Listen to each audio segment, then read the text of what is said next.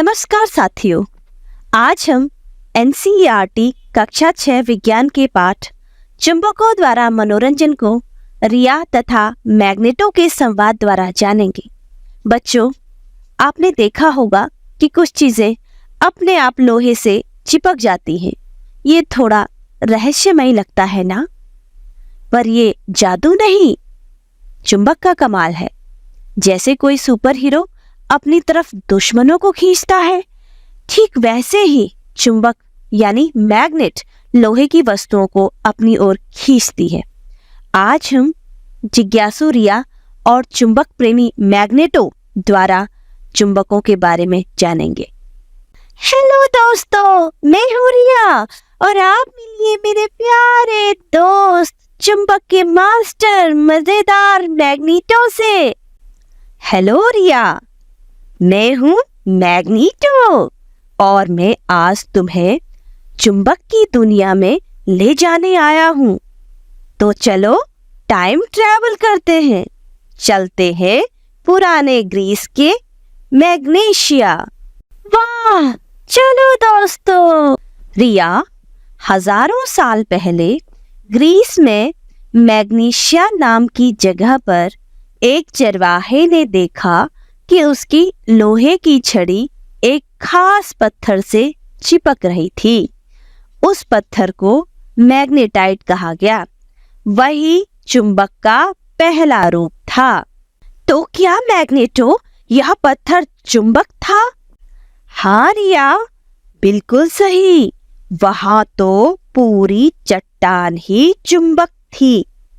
कहा जाता है कि इस प्रकार प्राकृतिक चुंबक की खोज हुई। संभवतः चरवाहे का नाम मैग्नस होने के कारण यह प्राकृतिक चुंबक मैग्नेटाइट कहलाया। मैग्नेटो, प्राकृतिक चुंबक मैग्नेटाइट के अतिरिक्त भी चुंबक होते हैं? हाँ रिया, प्राकृतिक रूप से मिलने वाला चुंबक प्राकृतिक चुंबक है, परंतु आजकल लोहे के टुकड़े से भी चुंबक बनाए जाते हैं जो कृत्रिम चुंबक कहलाते हैं। ये विभिन्न आकृतियों के चुंबक होते हैं, जैसे छड़ के आकार में छड़ चुंबक, नाल के आकार में नाल चुंबक, बेलन की आकृति वाले बेलनाकार चुंबक तथा गोल आकार के गोलाकार चुंबक। मैग्नेटो, मैंने देखा है चुंबक लोहे को अपनी ओर खींचता है, पर क्या मैग्नेटो चुंबक लोहे के अतिरिक्त और वस्तुओं को भी खींच पाता है? रिया, तुम जीनियस हो, सदैव अच्छे प्रश्न करती हो। अब मैं जो बताने जा रहा हूँ उसे ध्यान से सुनना। चुंबक लोहे के अतिरिक्त निकेल तथा कोबाल्ट को भी अपनी ओर आकर्षित करते हैं। चुंबक को आकर्षित करने वाले पदार्थ चुंबकीय पदार्थ कहलाते हैं, जैसे लोहा, और जो पदार्थ चुंबक को आकर्षित नहीं करते अचुंबकीय पदार्थ कहलाते हैं, जैसे मिट्टी, प्लास्टिक, चमड़ा आदि। मैग्नेटो, चुंबक के बारे में और भी कुछ बताओ ना। रिया, चुंबक के दो सिरे होते हैं जिन्हें ध्रुव कहते हैं। ध्रुव उत्तर तथा दक्षिण दो दिशाओं को प्रदर्शित करते हैं। इन ध्रुवों पर चुंबक का प्रभाव अधिक होता है। रिया, स्वतंत्र रूप से लटकाए जाने पर चुंबक सदैव उत्तर दक्षिण दिशा में विश्राम करता है। चुंबक के दो ध्रुवों को अंग्रेजी भाषा के कैपिटल लेटर N तथा कैपिटल लेटर S से प्रदर्शित करते हैं। चुंबक के इसी दिशा बोध गुण के कारण चुंबकीय सुई, दिक्सूची अर्थात कंपास का निर्माण हुआ। रिया, चुंबक के समान सिरे या ध्रुव एक दूसरे से दूर भागते हैं, जबकि असमान सिरे अर्थात ध्रुव एक दूसरे को अपनी ओर आकर्षित करते हैं। मैग्नेटो, मुझे बहुत सारे चुंबक चाहिए, मैं इन्हें कहाँ से प्राप्त करूं?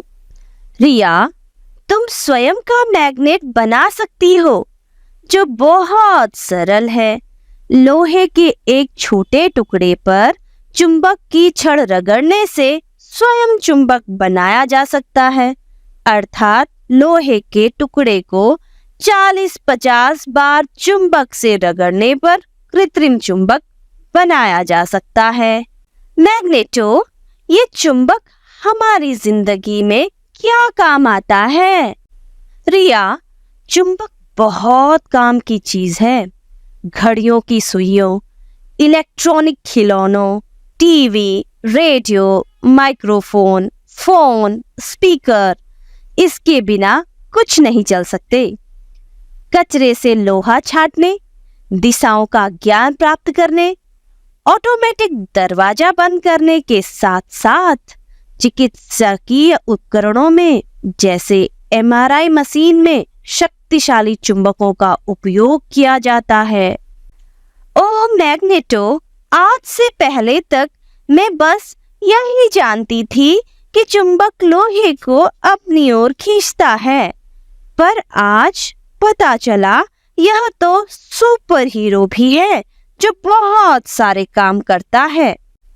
बिल्कुल सही रिया, यह सुपर हीरो ही है, पर इसका उचित रख रखाव आवश्यक है।